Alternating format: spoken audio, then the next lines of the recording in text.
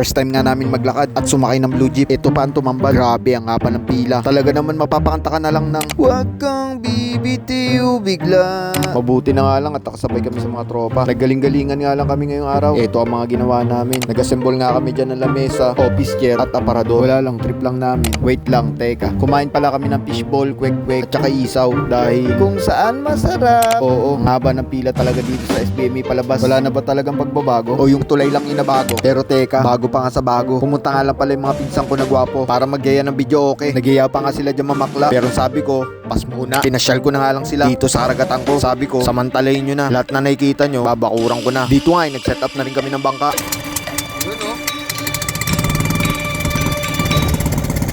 Yang bangka na yan, gagamitin namin dito sa baha dahil kada umuulan na lang, taas ng tubig dito sa amin. Tanong ko lang, sa inyo ba, tumataas din ba ang tubig kapag umuulan? Kung oo, magwelga ka, pumunta ka sa luneta, tapos magwala ka, sumigaw ka. Ang sabihin mo, ibaba ang presyo ng fishball, kikyam at ng kwek-kwek. Ano boss? Ano boss? Ibaba ang presyo ng fishball! Ibaba ang presyo ng kikyam, fishball, dokneleng, kwek-kwek, calamares,